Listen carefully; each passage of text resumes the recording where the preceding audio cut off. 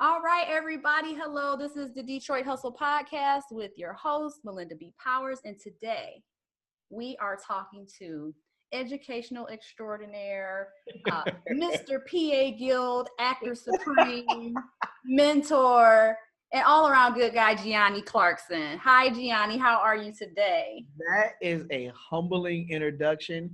It also lets me know that the check that I wrote to you has cleared, so I'm very happy. This guy's gonna have me laughing the whole time. Well, there was no check. You know that. He's just awesome. I just like to highlight awesomeness. But thank you so much for taking some time out of your busy schedule today to talk to us.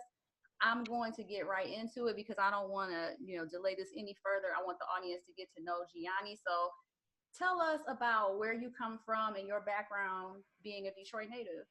So, born Sinai Hospital. Oh, me too.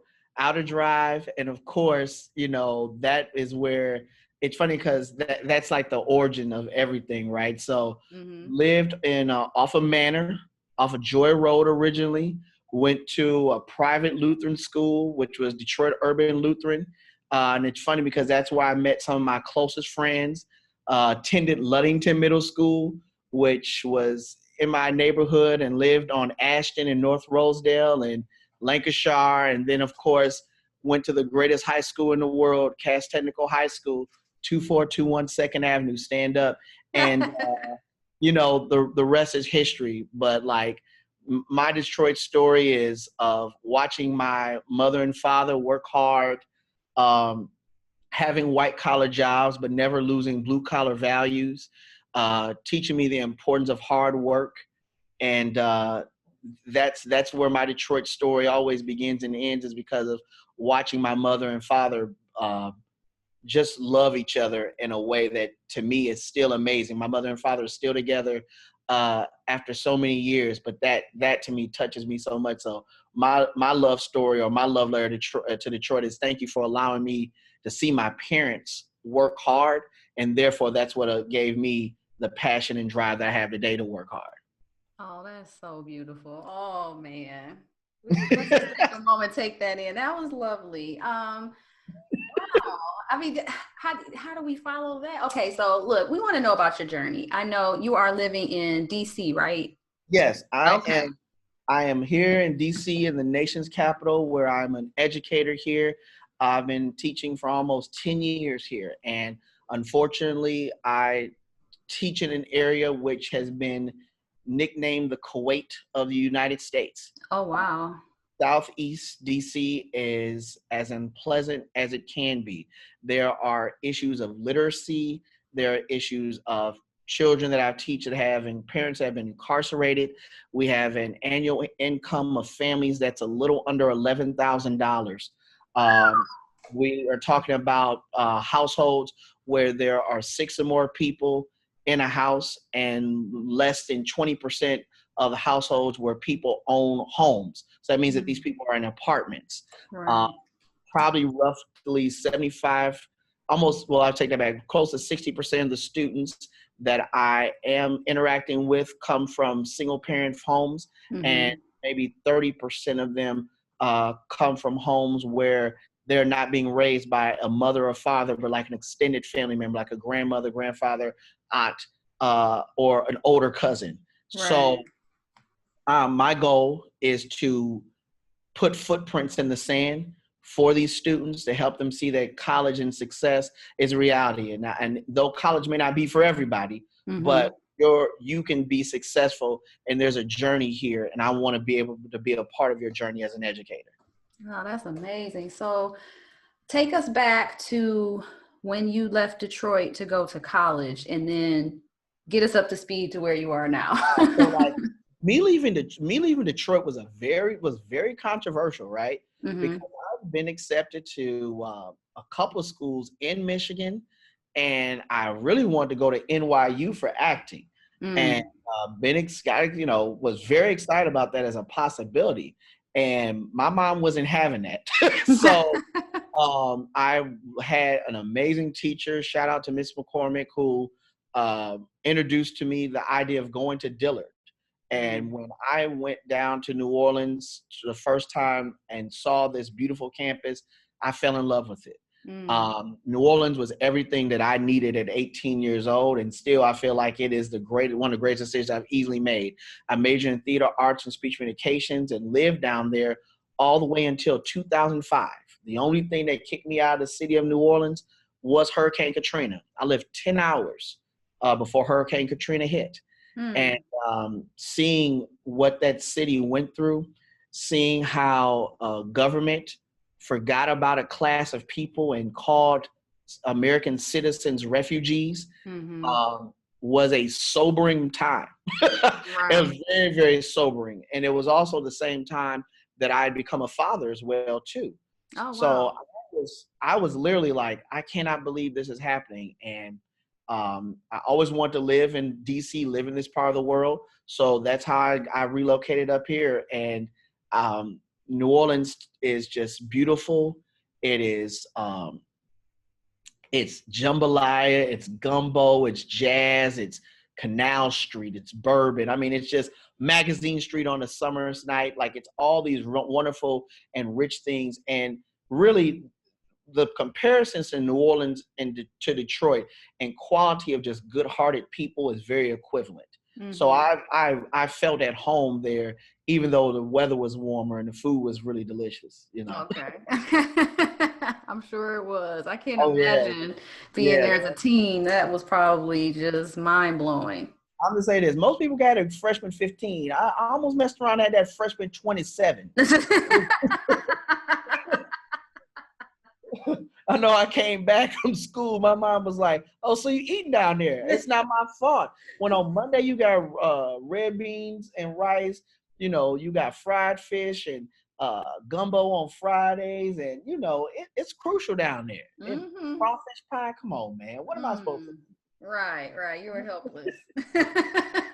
You know, and then of course, you know, when I got of age, nudge, nudge, wink, wink. New Orleans is also open container. Right. So good times. Yeah, and I got a good education too, y'all. Yes, you did. Yes, you did. We don't want to overlook that.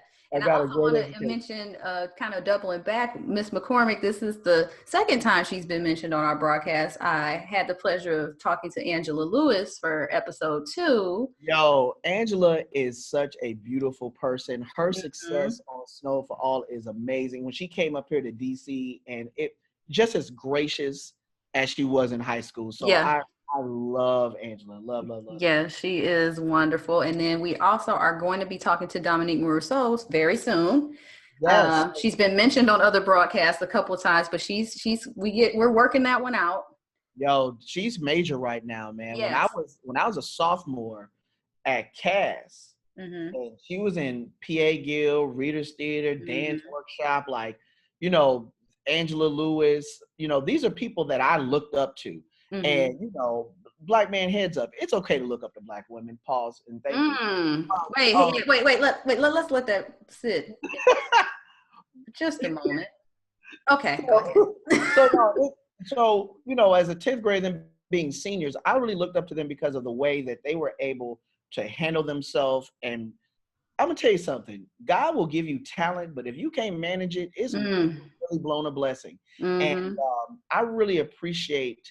And even now, I'm learning how to manage my talent, right? Like, I've been very fortunate to win numerous awards, to stand next to, you know, presidents and city council members and everything else. But, you know, what good is it to gain the world but lose the common man's touch? You know, so for me, that's also part of being Detroit, too, is this humility, you know. I'm very proud of, you know, Goldie and Ayanna Patrick, who are doing some amazing things with their nonprofit, and they're able to pour into girls into the city. That is amazing. But even though they are walking through the Kennedy Center and basically running it, they are still, Goldie and Ayanna still act like we're walking the hallways of Cass. So any success that they get in life, I know that it won't change them. And that's really amazing. That's really Definitely. And I also had the pleasure of not just knowing them from Cass, but Dominique and Angela also went to Bates. So I had been watching them. You went to Bates? Yes, you didn't know? Bates was over where all the cute girls went. I'm just going to put it out there. I'm just going to put it out there. No argument here. Oh, no. That's why I'm not arguing back. So but that's where all the cute girls was at. Because I remember the first time I went to a party and I was in middle school. I said, hey, yo.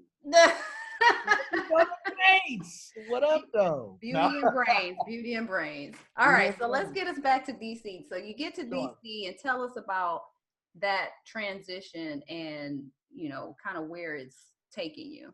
Yo, so when I got to DC, like I was in my feelings, like for real, because I was heartbroken because I had left a city that I loved, and I thought I wanted to be in DC, but DC was very different. DC is a very business card first type of town. And I don't want to offend my DC friends, but they know exactly where I'm going with this. So just get on the Uber, 5 stars, I promise. So when I got here, it was a whole lot of, well, what do you do for a living? What do you do for a living? What do you do for a living? And no one was really interested in like who you were as a person, your story, you know, how do you want to uplift Black communities? It was just, what do you do for a living? What do you do for a living? And I realized because I had just arrived, my conversation was very short with people. So I thought it was me, like, oh, maybe I'm not a good person, or maybe I'm offending people, whatever. And it wasn't until one of my close friends now that's from the area was like, oh, the reason why these conversations are so short is because you can't do anything for these people. And I went, wow. Now, mind you, it's funny because as I've now been in the city for a minute, my conversations are longer, even though I try and make them shorter. Hello, somebody. All I have to say is that that was a culture shift. Another culture shift, and don't laugh, Jesus. So when I was in New Orleans, I had this beautiful house that was 3 bedrooms, upstairs, downstairs, backyard, front yard, and my mortgage was $600. So when I got here, I said, well, that's what I want. I want this type of house for $600. And that realtor looked at me and said, nah, Jesus, that's not going to happen. So I went, okay, well, duly noted. So it was the cost of living was also a big change for me. I made a huge error, and I'm just going to call it what it is. I made a huge error and I sold myself a dream. I sold myself this fairy tale that I'm in the nation's capital. That means that everything is pristine and clean. And this is the best that our country has to offer. But nothing is more disturbing than standing on Maryland Avenue and looking down at the Capitol building and seeing like homeless people on the corner. And I'm thinking, I'm looking at a building where if they could just write one thing, they could change the lives of these people that I'm seeing. And I mean, that was one of those moments of, because I had never been to DC until this point. So that was there. But in the midst of all that, DC is a city that is fighting for its own identity inside of gentrification wars, like many major cities. But in the heart of DC is some very beautiful people. There's culture, there's music that sometimes, unfortunately, gets overlooked. DC has a very bright future, and it rests, rules, and abides inside of Black folks. So I'm excited to see what the future comes, but are people just going to be up for a little bit of a fight? Right. Yeah, I had friends in college who were from DC, and they put me on the go-go music. Is that what you were talking about? Oh, absolutely, man. Some Rare Essence, you know, so you already know, like for me, I mean, backyard band, like for me, I'm a Rare Essence kind of guy. Like that's where I rock. Like, in fact, soon as I was getting ready to fall completely out of love with DC and like, I'm over it, I heard some Rare Essence. I said, okay, I might stay. I might stay a little bit. Oh, wow. And yeah, shout out to Kia if she's listening, though. That's my homegirl from DC. Hey, yo. That's what's up, you know. Okay. So then you got your bearings. Got my bearings, and I worked at a nonprofit and was fortunate enough to work at a very unique nonprofit. Well, first of all, I worked at the Baltimore Children's Theater, which was basically how I was able to learn the area because I was traveling up and through DC, Maryland, Virginia, the DMV, learning my bearings, doing children's shows. I worked at a very unique nonprofit dance organization that traveled nationally and internationally and was in and out of schools doing after-school programming. And I was in the midst of, thinking about what is my next move because I knew that I'd grown tired of the organization and wasn't really sure where I fit anymore in the organization. Mm-hmm. And my dad kept hinting at me like, hey, you're a pretty decent teacher. And I went, nah, I don't know. I don't want to do that. Teaching, nah. And, life has a way of throwing you a curveball, so you better hit it. And sure enough, I'm here. And I've been teaching ever since. I've been fortunate to say that every year that I have taught, I've won 4 more different awards in education. Wow. This year, I'm very fortunate to win the Ford's Theater Lincoln Lead Teacher Award, which is a national award that's given by Ford's Theater for teachers who have done excellent work in oratory education. I wrote a curriculum that is about helping students understanding how local and national government works and how to find solutions inside of problems that they have and who to identify and writing speeches so that students can go to city council meetings and go to Capitol Hill hearings and have their say. If we ever look back in history, this is my nerd moment for today. Okay. If we ever look back in history, the easiest way to enslave a people is by taking away their voice. And if we don't teach the youngest of us how to use their voice, then it becomes easier for takeaway. And I don't want that to happen under my watch. If I'm gonna stand in front of you, you're gonna learn how to speak for yourself and fight for your inalienable rights, those things that belong to you. Very well said. Very well said. I got a chance to work with some college students here locally in Jacksonville, and I was just astounded by some of the things they didn't know about history. What have been some of your challenges? So, where do I start? I'll just tell you this. Well, just one thing. I was talking to some students, and I think we were talking about racism, and I started talking about the Civil War, and I was like, who won the Civil War? And they couldn't tell me. Oh, that's about right. But that's because, unfortunately, we are in an era where history is not taught, and history is not taught by some oppressors because they want us to repeat the past.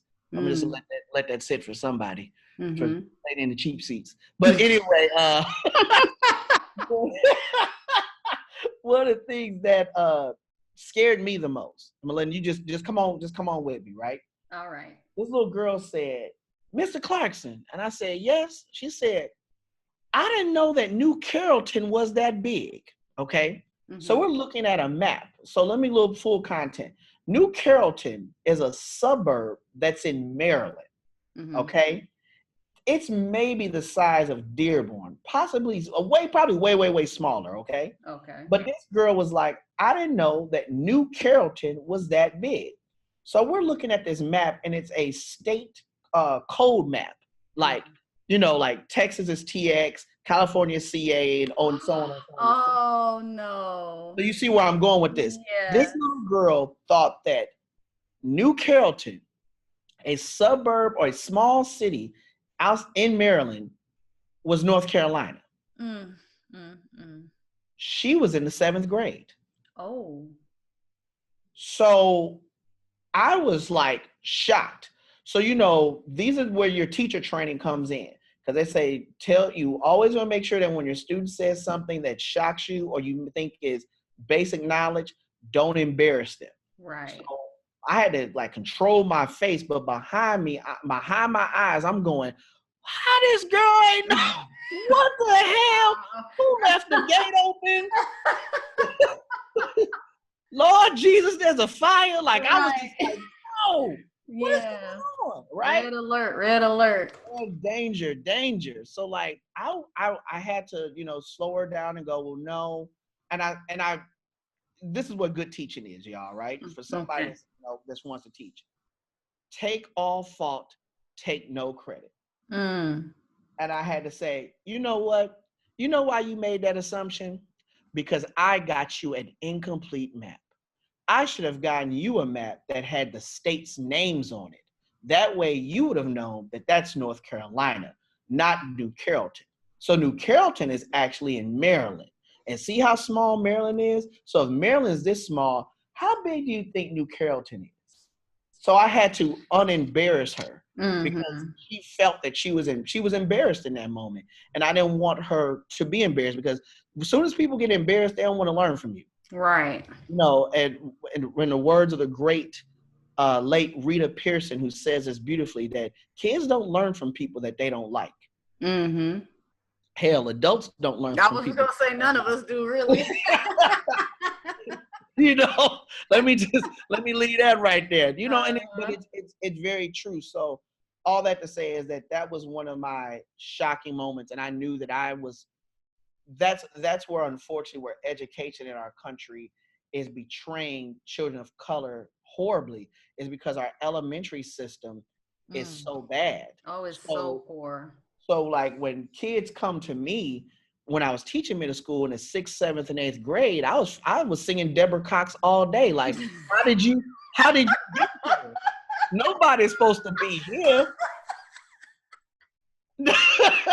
My heart say no. Okay. You know, so man, you are so silly. Oh my God. But no, I understand. I actually had the experience of being a substitute for a year in between between undergrad and law school, excuse me. And man, I think I went home with a headache almost every day. And not just from the children being boisterous, but from my brain hurting and my heart hurting, because I could not understand how the little 3rd grade girl couldn't read, but she was guessing. She was using the assignment, was something to help identify parts of words, but she was using the pictures to try to figure out what it really said. She didn't even know what it said. And when I figured that out, I said, so who lives at home with you? Oh, my mom, my dad, my grandma, my uncle. She named at least 4 or 5 adults. And I was like, no one reads to you? No. So this is why my work inside of my fraternity, Alpha Phi Fraternity Incorporated, shout out Beta Phi, Dillard University, Crown Lambda Alpha, Washington, D.C., my grad chapter. Sorry about that. Had to get no, you had to do it. It's okay. Had to get y'all in. But most importantly, shout out to all D9 family, One Nation Under Groove. My big thing was that as a community service director, right, I wanted to find ways to replace this horrible lie I was told that I found out was true. So I was told that in lower income families that there are more TVs than books. And I was like, that sounds crazy. Flat screens are, $300 some. But when I would do home visits, I noticed everybody had a TV in their room. Every room had a TV. But literally, most of my students didn't have books and no one was read to. So we here in the district, my alumni chapter has done a series of book drives, and we've donated our books to schools that have been in Southeast and Northeast DC. And that's really, and we've also taken those books and read to the students. And I have never seen a group of rowdy little kids get so quiet. And I sat there, and my frat brothers sat there the first time we did this program, and we maybe read about 12 books each. Wow. And they kept on saying, read another one. Wow. Read another one. Read another one. And I kept on saying, I said, someone's telling you something. They're telling you that they desire to be read to, and this is new, and I like it, and I want more of it. And it's really sad, because that's how you build up, nerd moment number 2. Sorry. This is how you build up like basic lexile levels so that students can identify words, so they're not afraid of reading when it becomes later, which strengthens SAT scores and ACT scores when they get to high school. So reading is very important. Like I made sure, my family made sure that we read to my son consistently. So when my son was in the 6th grade, he was reading at an 8th grade level. Right. And now he's in the 8th grade and he's reading at 11.7, which is a dope because it means that he's reading at 11th grade 7 months. That's amazing, right? Yeah. So, and that's where you don't want your child to be afraid of the schoolhouse. But also, this is why, and like you were talking about when you taught, our parents that we deal with, or that not deal with, that's a bad verb, that we have relationships with, because that's a better verb, have trauma of their educational experience. And you are supposed to be the teammate, and they view you as the villain because they've had such a bad educational experience, and that just sucks. So it does. And then not only does it I guess diminish the child's ability to learn to love reading and have a better relationship with words, but I would think not reading would really cut off a big part of your imagination. It does. Like, trust me, there are so many imagination killing devices that are out. You know, as much as I love technology and video games, and I think they do have a place in our educational realm, it's so hard to see kids have an imagination. In fact, kids don't really play outside. No. Anymore. And they don't play outside, one, because the entertainment's inside. And I'm just thinking about the communities that I serve. Right. They don't play outside because the entertainment's inside and the safety is also inside. All right. And you know, this is also the other sad part about, well, this is, as much as there's good, the sad part about it is that, and I'm trying to fight back as I say this. Yeah. Every year that I've taught, I've unfortunately gotten the news that a former student of mine has died. And has died due to an act of violence. Right. This past year, one of my first favorite students lost their life and was sadly shot and killed by another student that I taught. And now there's 2 lives that will never be the same. Right. And 2 families that will never be the same. Yeah. So education has to be this great equalizer. It has to reveal to our people like all these things. And I remember when my dad actually taught at Sampson in Detroit, which is across, of course, right now a neighborhood of like Stanford and St. Stephen's AME Church, where I went to church at as a kid. And I remember him revealing to me the challenge of violence and poverty and underserved and disenfranchisement that happened there when he was trying to do what was right. And I saw how badly it pained him. And I'm very fortunate to have my father in my life because he's been able to coach me through some very difficult moments being a teacher, you know. Like, as we're Facebook friends, we're, you know, good friends and everything. But like, if I posted everything or talked about everything, you'd be like, Giani, why do you teach? That sounds crazy. Right. Giani, you sure you're not an alcoholic? It's okay. You can tell us. We'll go to happy hour with you, but you got to go to a meeting afterwards, you know.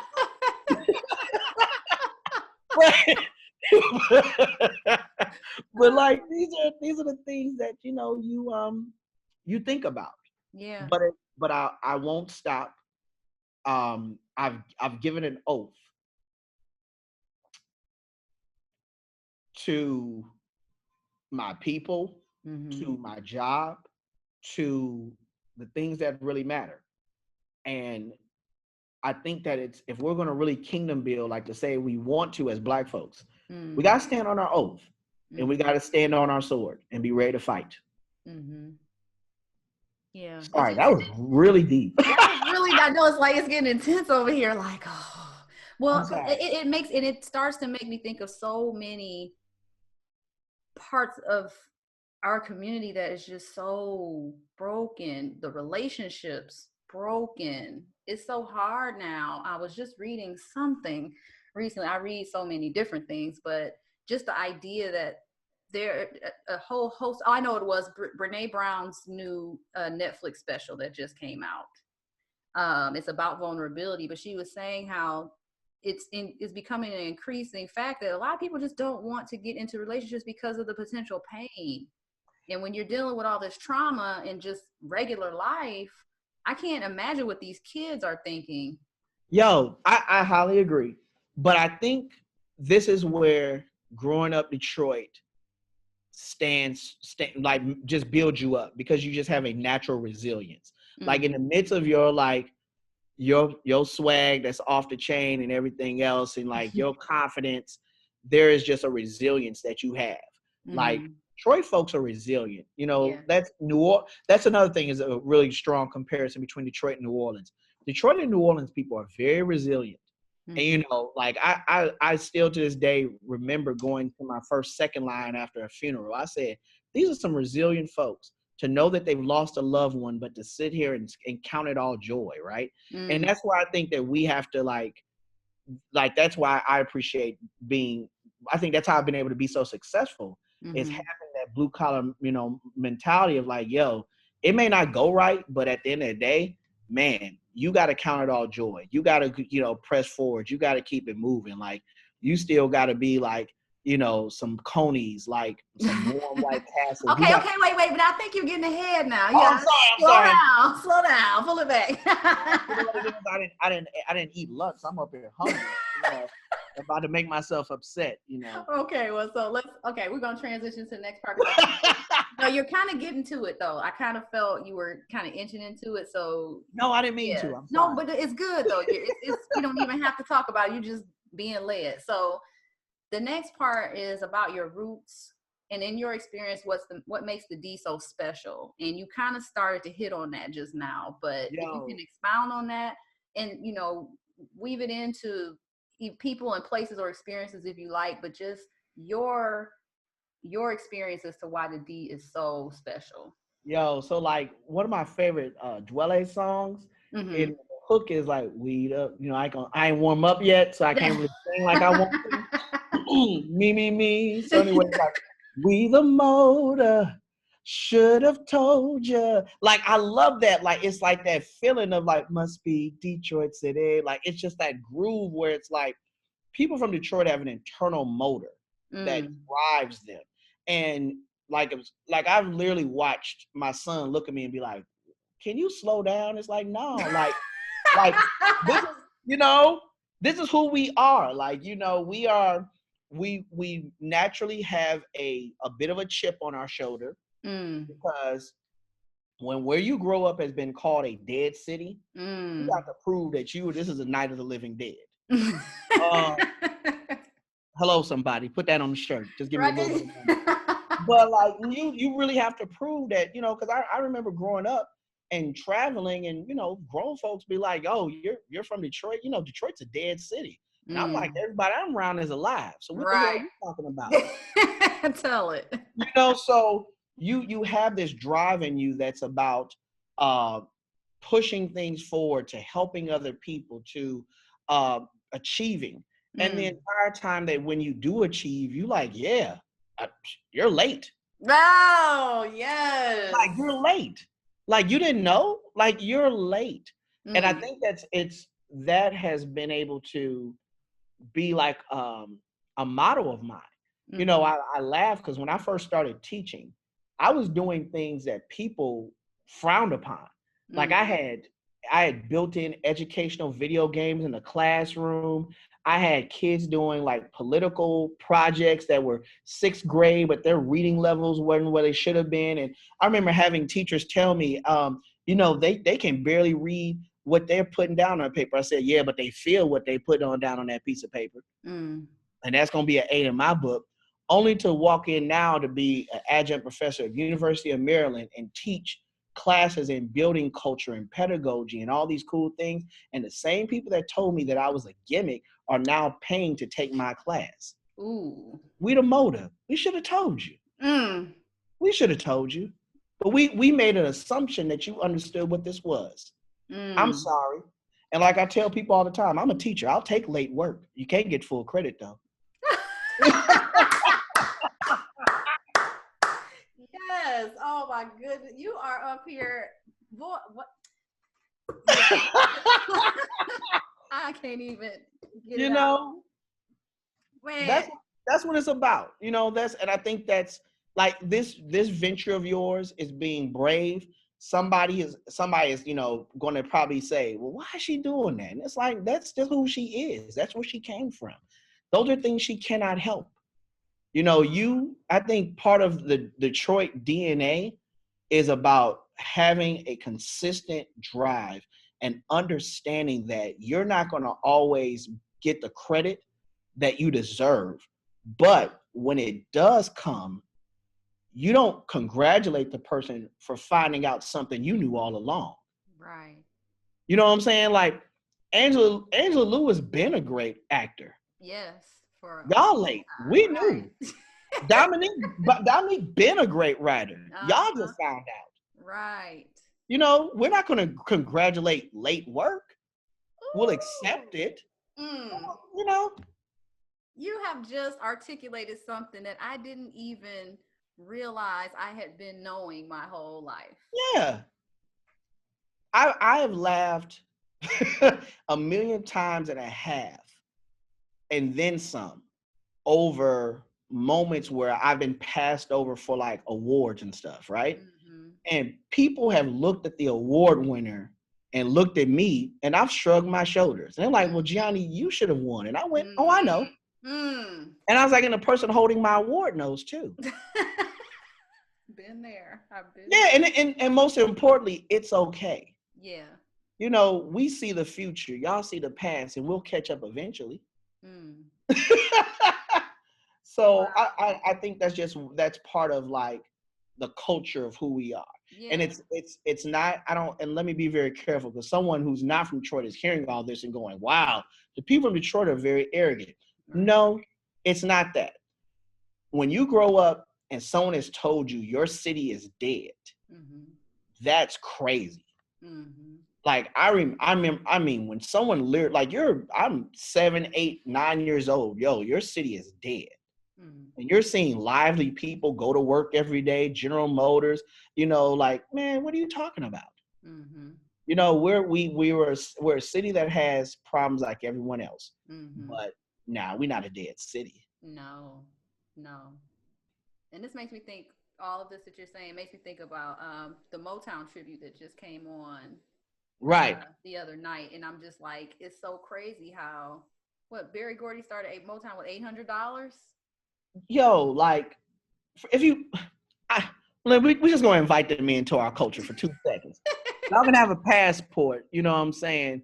Do what you do, but watch my shoes, in the words of my folks from New Orleans, 504 Stand Up.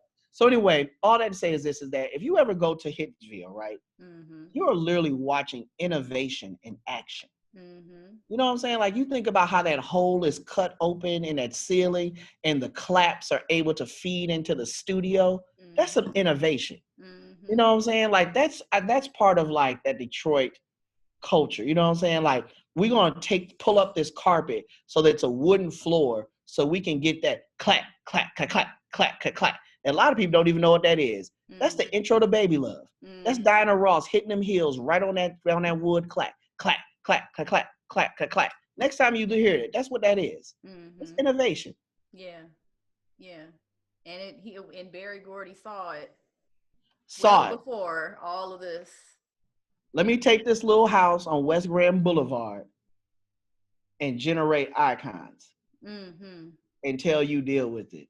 Mm-hmm. Oh man, we discovered Motown. No, Motown's been here. Mm-hmm. You're late. Wow. Glad you're here. But you late. Yes. Look at that. Now see, and what I love about this broadcast is that every time something different, it's the same nucleus, but it gets expressed in such a different way every time, but it's always just so brilliant. And I'm just always in awe, like, wow, I just didn't even think that was even possible for that to come out of that same. I'm mad that you took my idea. No, I'm just with y'all. I'm messing with y'all. This is her idea. She had this show first. I'm honored to be on. Please don't cut this show, my mama. No. You're a mess. Okay, let's get to the fun part. We've been having fun this whole time. I am like up in here sweating and laughing. But now we get to the Fab Five. The Fab Five is just the strictly all Detroit part of the broadcast. Got I'm going to ask you pointed questions about your favorite Detroit things. We know the Fab Five is a throwback reference to the U of M basketball team back in the 90s. Greatest freshman starters of all time. Anyway. Yes, all time. But today, the Fab Five is about your favorite Detroit things. So, got it. I'm ready for it. And we're gonna try as rapid fire as possible. But if you feel something it catches you, just go with it. Cool. Number one, your favorite Detroit place or landmark. Favorite Detroit place is going to have to be Joe Louis's Fist. Oh, I've been waiting for that to come up. Joe Louis's Fist means the world to me. Like, literally, the Brown, talk about it, yo. Like, Joe Louis, never mind. I was about to go off. I'm going to calm down. Joe Louis.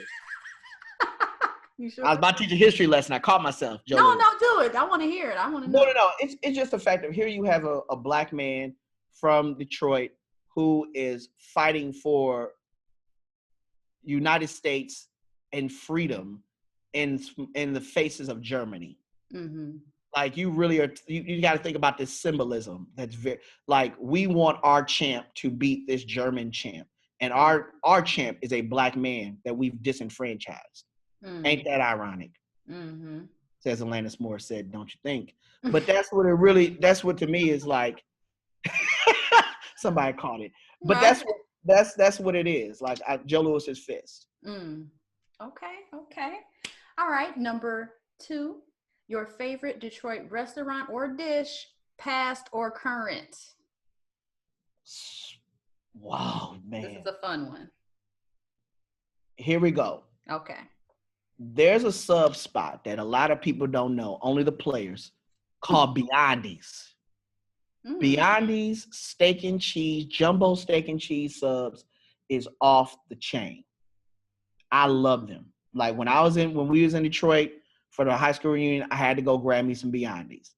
Okay. 2, honorable mention, because that's where I used to hang out with my people, Pizza Popolis. Ah, yes. Gotta rock with Pizza Popolis. Got to rock with Pizza Popolis. Which one? What's your favorite? The pizza? One in Greektown, of course. What's the pizza you like? Yes. Just any one of them.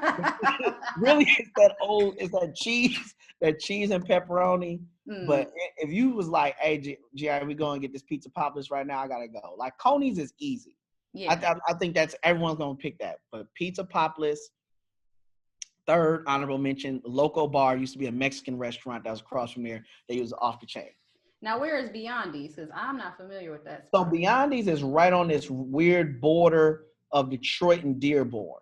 Okay. It's across the tracks. It's technically kind of Dearborn, but they got, like, their address is Detroit, which is weird, right? Mm-hmm. But Beyondi's is like love. Like, I love Beyondi's. If we're in Detroit, you got it. Okay. That's on me. All right, y'all heard it here. Check them out if you're there. We're going to have to buy 2 whole subs because I'm going to eat one by myself. You can't judge me. He's in no judgment zone. No judgment zone. All right, number 3. Your favorite downtown event. This can include festivals, fireworks, parades, auto show, but it has to be strictly downtown only. Once upon a time, long ago, there used to be something called the Mini Grand Prix. In the New Center area. And it was where people could race go-karts. And I used to love that as a kid. I mean, love that as a kid. Honorable mention to this, and I know people going to pick the fireworks and the auto show. The honorable mention would be the Michigan Taste Fest. I used to love the Taste Fest. And, man, I would have the best time ever just eating, walking with friends, walking with family. Like, we would go almost every day. Like, I loved that. And it was like the great way to just be a part of that summer. And I loved it. There was always a closing event in the summer too. So Right. True. Okay. Taste Fest. Yes. Number 4, your favorite Detroit sports team. So this is a very complex answer, but go along with it. Okay. The Detroit Pistons 1987, 1988. And I Oh, know okay. if you are a sports fan, you're like, well, gee, why'd you pick the team that lost the 7 Right, the games year before. to the Lakers? Yeah. Because I had never cried over sports until that day. I stayed up and watched that game on CBS, and Brett Musburger, old non-Jesus loving himself, Oh, I remember him. he sat there and he said, I can't believe that this just happened. The Lakers have won again. And I literally looked at my father, and my father looked at me. My father just went straight upstairs and went to bed. I sat up there and I cried myself to sleep. I was so mad. I was dribbling in the driveway like I was going to join the Pistons tomorrow. Isaiah, Joe, we going to get these. Put me in. But that I think that moment happened, which gave them that momentum to go back to back. And that's the bad boys. Yeah, I think it was like, you thought we were goons.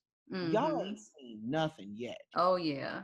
And I mean, the Detroit Pistons will never be called a great team because we live in the era of don't touch me basketball. But like literally, those Pistons teams have a very special place in my heart. So for me, the 87, 88 Pistons, at 8 years old, I was sick. Yes. And it's funny that you mentioned that.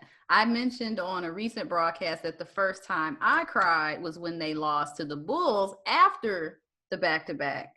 Really? I did not watch basketball again until like maybe 01, 02. Wow. Yeah, I didn't watch basketball for a long. I missed the whole Grant Hill ugly uniform period. I just skipped all of that because I was too hurt. I couldn't do it. That's real. Yeah. That's real. I buy that. I highly buy that. That's not. Yeah, you didn't miss nothing because them uniforms was trash. Grant Hill stayed around for a little bit. Then you watch Allen Houston do some old dirty stuff. Can't even believe I said that dude's name. But anyway. But yeah, I can totally relate. It's so personal. Yo, like I have to detach myself with all of the teams sometimes just because it's like, oh, I just want them to win, and it's so hard to watch them struggle. Yeah, because that boils down to like my dirty little Detroit secret that a lot of people get mad at me about. Gotcha. Which is I'm a fan of every Detroit franchise. Gotcha. Except Detroit Lions. I can't do it. I can't do it. I know when you've been in an abusive relationship. I ain't going through that. You're going to put me in the corner.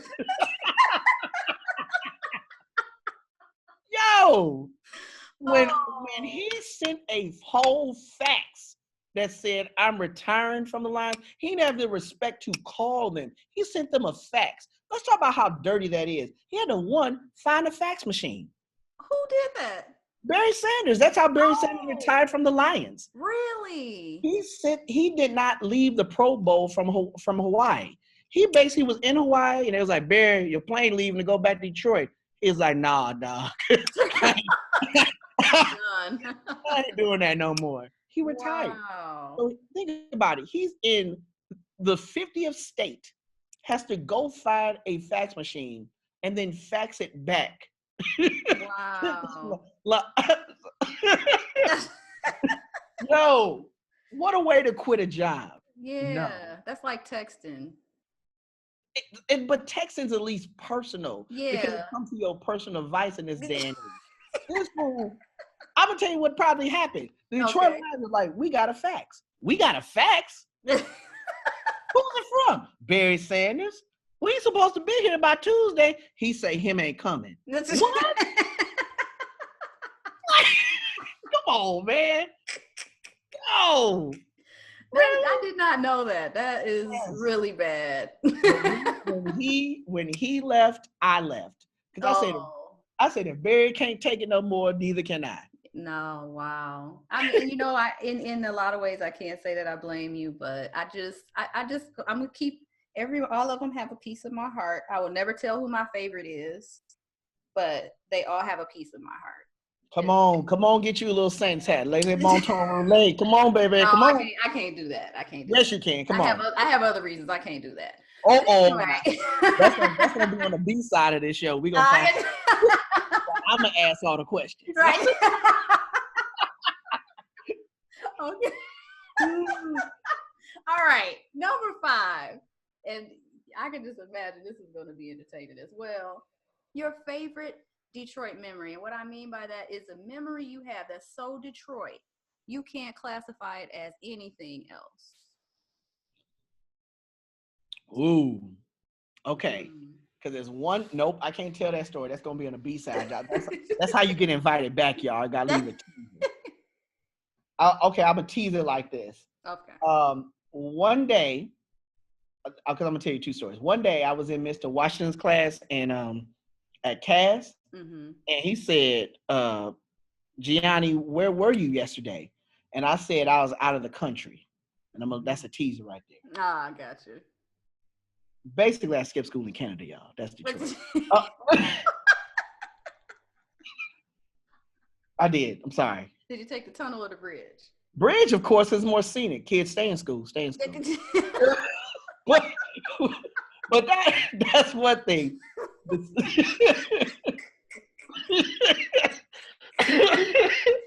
Oh my God. Man, I can see it now. I'm trying to be the head department Secretary of Education, and this interview come up. Anyway, we got to burn the tapes. Anyway, but my other favorite Detroit memory would be rooftop fireworks. Just play along for a second. Okay. There's not a lot of times that you are Black in America that you feel American. And that's one of those moments where I felt very American. And I was like, this is cool. Our country is a cool place. It does some things I absolutely think is terrible. Right. But this is a cool place to be. And just the excitement of being on the rooftop and watching those fireworks, it just feels and just smells like home. And home is definitely where the heart is, but home lives in you. And as loud and as booming and as colorful and as bursting as those fireworks are, that's what I try to be in my career every day. I try to make sure that I boom light in the dark places, and I really don't have a lot of time to be bothered with people who don't understand it. I've learned a long time ago that if my joy awakens the demons in you, then I pray that those demons release you, because you ain't gonna beat my joy and your demons. Now that right there, that was some poetry right there. But I am so sad. We are done. What? So fun. Oh my gosh. You promised me 3 hours. We had a special guest. That's all right. I don't know if I could. Well, I might lose 5 pounds laughing for 3 hours. I don't know. We might need to do that. No. They'd be like, "Could you get him? Don't he got something to do?" Right. Well, no, it's been a joy and a pleasure. You have definitely brought light to us today. So thank you so much for your contribution to this effort. You have really brought a whole different view to this multi-layered, multifaceted journey that Detroit has instilled in all of us. Even those that aren't from here, I hope that when you're listening, you're getting something from this, and that you can find something common to latch on to, or something to aspire to, because it's a really great place. And I agree. That's why I do this, because I know how great it is. I know how great the people are, and I just don't think the rest of the world knows enough about it. So, but when they do, they'll be late. Hey, congratulations. All right, you made it. All right, well, I'm going to let you go, Giani, but thank you so much. And we hope to get you back on maybe in the future. Probably about 7-8 more awards. We'll talk to you again. No, you signed me to this 15-year contract. I got you. A mess. All right, y'all. We'll talk to you next week. Thank you so much, Giani, again. And everyone have a good one. Yes. Thank you. No problem.